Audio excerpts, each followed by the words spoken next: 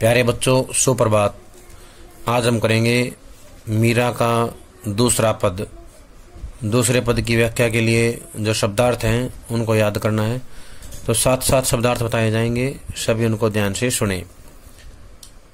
पग घुंघरू बांधी मीरा नाची। पग माने था पांव, घुंघरू माने घुंघरू, बांधी माने बांध कर, नाची माने नाची, मीरा माने मीरा। मीरा जो है अपने पांव में घुंघरू बांध कर नाची। मैं तो मेरे नारायण सु। मैं माने मीरा, मेरे माने अपने, नारायण माने श्री कृष्ण, सु माने से। आप ही हो गई साची। आप ही माने अपने आप, साची माने होता है सत्य या सच्ची। अपने आप ही जो है सच्ची हो गई। लोग कहे मीरा भई बावरी। लोग माने लोग, कहे माने कहते हैं, मीरा माने मीरा, भई माने हो गई, बावरी माने बावड़ी, पागल। न्यात होता है कुटुंब, परिवार के लोग। कहे कुलनाशी। कहे माने कहते हैं, कुलनाशी माने कुल का नाश करने वाली। विष का प्याला राणा भेजा। विष माने होता है जहर, प्याला राणा माने राणा ने, भेजा माने भेजा।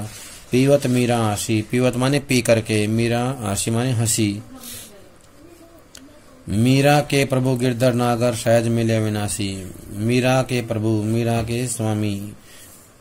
गिरधर माने गिरी को धारण करने वाले, गिरधर नागर गिरी को धारण करने वाले।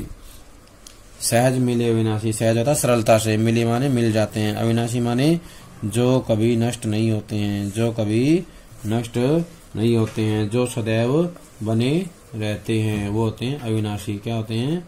अविनाशी। जो सदैव बने रहते हैं वो होते हैं अविनाशी, जो कभी नष्ट नहीं होते हैं। अब हम इसकी व्याख्या करेंगे।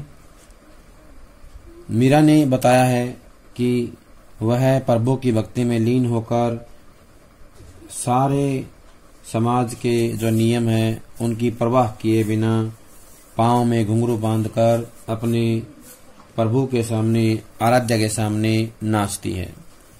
मीरा क्या करती है? प्रभु की भक्ति में लीन होकर समाज की परवाह किए बगैर या किए बिना पैरों में घुंघरू बांधकर अपने स्वामी के सामने नाचती है। मैं तो मेरे नारायण सु, आप ही हो गई साची। मीरा कहती है कि मैं जो है अपने नारायण अर्थात श्री कृष्ण से मिलकर या उनके समक्ष जो है अपने प्रेम व भक्ति का प्रदर्शन करके, अपने प्रेम व भक्ति का प्रदर्शन करके अपने आप ही उनके सामने सच्ची हो गई हूँ, उनके सामने सच्ची हो गई हूँ। मीरा ने अपने प्रेम की सच्चाई को अपने प्रभु के समक्ष नाच नाच कर व्यक्त किया है, यानी कि अपने प्रभु आराध्य श्री कृष्ण के सामने नाच करके व्यक्त किया है। तो लोगों ने मीरा को पागल अथवा बावली कहना शुरू कर दिया है। लोग कहें मीरा भाई बावली। जब वो नाचती है भगवान के आगे तो लोग उसे क्या कहते हैं? मीरा पागल हो गई है, बावली हो गई है। न्यात कहे कुलनाशी। न्यात होता है कुटुंब के लोग, परिवार के लोग, कुनबे के लोग। मीरा के जो कुनबे के लोग हैं वो कहते हैं कि मीरा जो है कुल को नष्ट कर देगी, कुल को नाश करने वाली है। क्या करने वाली है? कुल का नाश करने वाली है। यानी कि जो उसके परिवार के लोग हैं, कुटुंब के लोग हैं, वो जो है परिवार का नाश करने वाली मानते हैं, यानी कि मर्यादाएं नष्ट करने वाली मानते हैं। समाज की दृष्टि में विवाहिता मीरा का कृष्ण प्रेम में नाचना या इस प्रकार नाचना जो है अनुचित था, गलत मानते थे।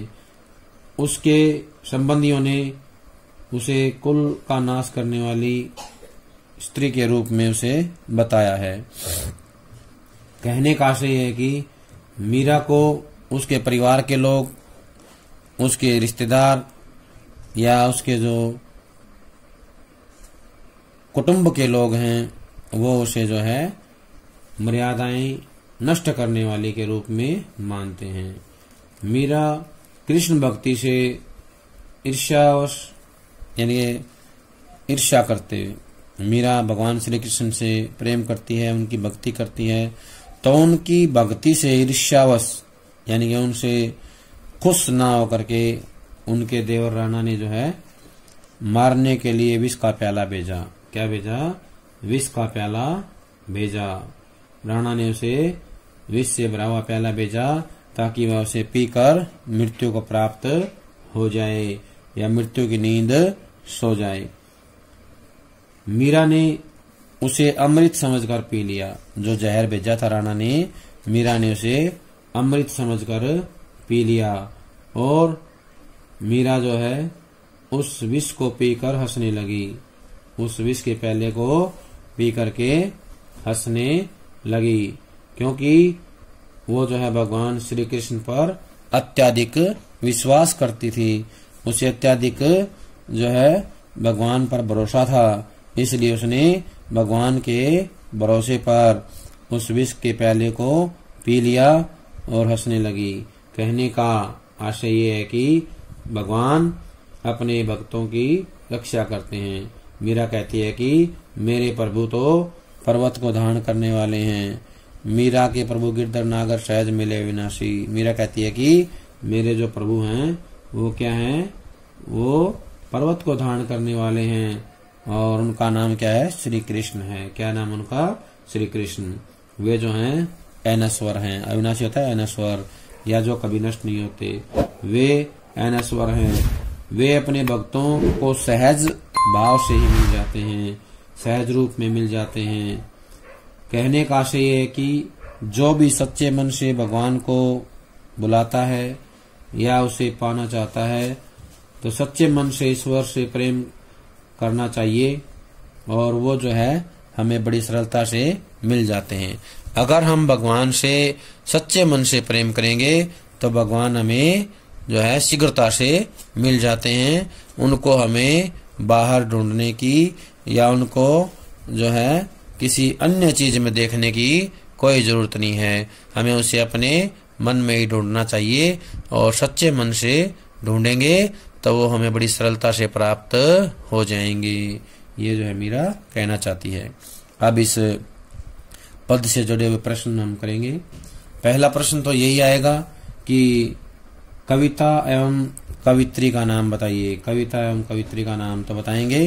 कविता का नाम है पद। क्या नाम है? कविता का नाम है पद और कवित्री का नाम है मीरा। कवित्री का नाम क्या है? मीरा। कविता का नाम है पद। इस पद्यांश के संदर्भ को स्पष्ट कीजिए। इसका संदर्भ क्या है तो बताएंगे। प्रस्तुत पद में मीरा की अनन्य कृष्ण भक्ति प्रकट हुई है। क्या हुई है? अनन्य कृष्ण भक्ति प्रकट हुई है।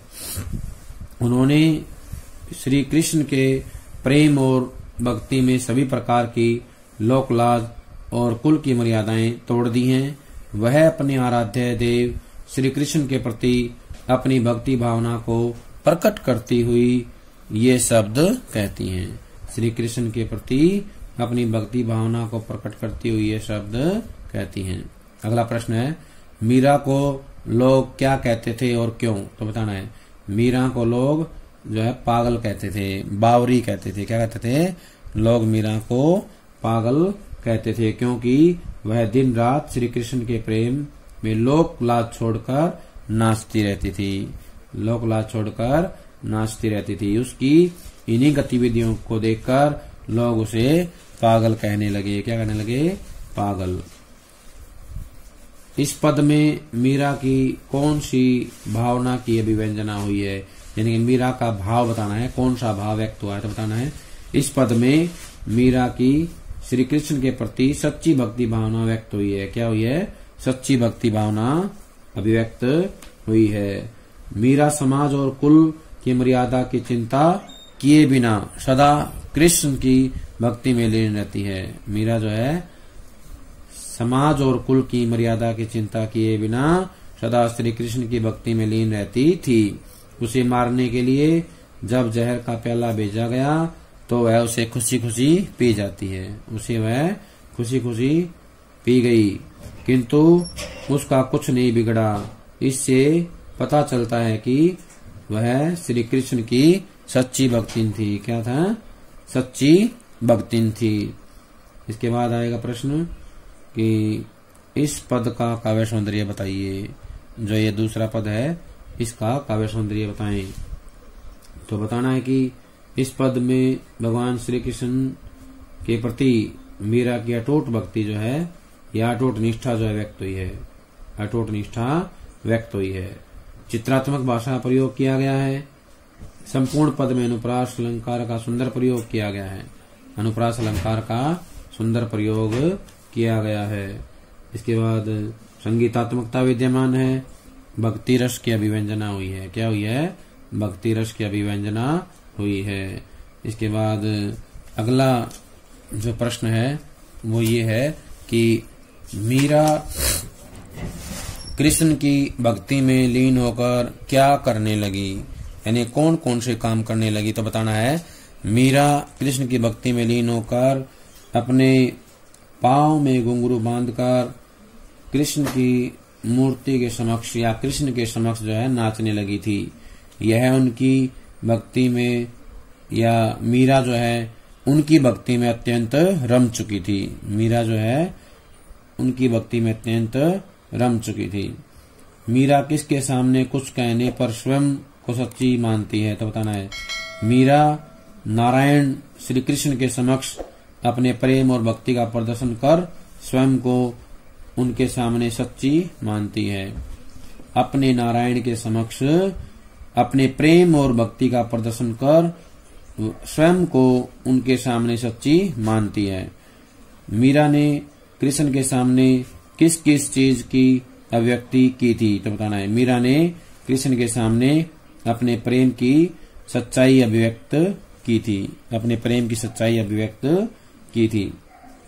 लोग मीरा को बावरी क्यों कहते हैं। तो बताना है मीरा कृष्ण से अत्यंत प्रेम करती है, वह कृष्ण को पति रूप में स्वीकार करती है, वह लोक लाज की चिंता छोड़ संतों के पास बैठी रहती है, वह पैरों में घुंघरू बांध अपने प्रेमी के समक्ष नाचने लगती है, अतः लोग उसे बावरी कहते हैं। क्या कहते हैं? लोग बावरी कहते हैं। लोग मीरा के लिए क्या मानते और सोचते थे। तो बताना है लोग मानते थे कि मीरा विवाहिता है। क्या है? मीरा विवाहिता है और उसका कृष्ण के प्रति मग्न होकर घुंघरू बांधकर नाचना एकदम अनुचित है। क्या है? घुंघरू बांधकर नाचना एकदम अनुचित है। संबंधी गण मीरा के प्रति क्या विचारधारा रखते थे। तो बताना है संबंधी मीरा को कुल नासिका कहते थे। क्या कहते थे? कुल का नाश करने वाली, कुल नासिका। उनका सोचना था कि मीरा ने अपने आचरण और व्यवहार से कुल की मान मर्यादा पर कलंक लगा दिया है, कुल की मान मर्यादा पर कलंक लगा दिया है। सहज मिले अविनाशी का आशय स्पष्ट कीजिए। सहज मिले अविनाशी का आशय है जो कृष्ण से सच्चा प्रेम करता है वे अपने भक्तों को सरलता से प्राप्त हो जाते हैं। जो कृष्ण से सच्चा प्रेम करता है वे अपने भक्तों को सरलता से प्राप्त हो जाते हैं। राणा ने मीरा के लिए क्या भेजा था और मीरा ने उसका क्या किया। तो बताना है राणा ने मीरा के लिए विष का प्याला भेजा था। क्या भेजा था? मीरा के लिए विष का प्याला भेजा था और मीरा जो है उसे पी करके हंसने लगी या हंसते हंसते मीरा ने उसे पी लिया। मीरा ने हंसते हंसते विष का प्याला पी लिया। नयात कहे कुलनासी, इसका क्या आशय है? नयात कहे कुलनासी। तो बताना है नयात कहे कुलनासी का आशय है कि मीरा के संबंधी गणों से कुलनाशिनी कहने लगे। उनका मानना है कि मीरा ने कुल की मान मर्यादा को कलंकित कर दिया है, कुल की मान मर्यादा को कलंकित कर दिया है। अगला है अवतरण का मुख्य भाव क्या है। जो ये हमारा पद्यांश है इसका मुख्य भाव क्या बताना है। अवतरण का मुख्य भाव मीरा का कृष्ण के प्रति अनन्य प्रेम है। क्या है? मीरा का कृष्ण के प्रति अनन्य प्रेम है। मीरा के प्रभु गिरधर नागर का क्या आशय है। मीरा के प्रभु गिरिधर नागर का क्या आशय है। तो बताना है मीरा के प्रभु गिरिधर नागर का आशय है कि मीरा के प्रभु तो गोवर्धन पर्वत को धारण करने वाले हैं, वे अविनाशी हैं। उनकी कृपा अपने भक्तों पर बड़ी ही सरलता से हो जाती है, बड़ी सरलता से हो जाती है। क्या है? अविनाशी हैं। कौन? मीरा के प्रभु गिरिधर नागर। मीरा के प्रभु जो गिरिधर नागर हैं वो श्री कृष्ण हैं और वो गोवर्धन पर्वत को धारण करते हैं। भगवान श्री कृष्ण क्या है? अविनाशी हैं और उनकी कृपा भक्तों पर हमेशा बनी रहती है और भक्तों पर बड़ी सरलता से हो जाती है। इसके बाद हम बताएंगे कि जो मीरा है उन्होंने भगवान श्री कृष्ण के लिए बहुत त्याग किया था, सामाजिक मर्यादाओं का त्याग कर दिया था, सगे संबंधियों का त्याग कर दिया था और उन्होंने जो है अपने आप को भगवान श्री कृष्ण के श्री चरणों में समर्पित कर दिया था। तो प्यारे बच्चों, ये था हमारा मीरा का पद नंबर 2, उसकी व्याख्या और उससे जुड़े हुए प्रश्न। प्यारे बच्चों, आगे हम करेंगे अगली कविता। उससे पहले ये व्याख्या और प्रश्न याद कर लें। सभी का बहुत बहुत धन्यवाद।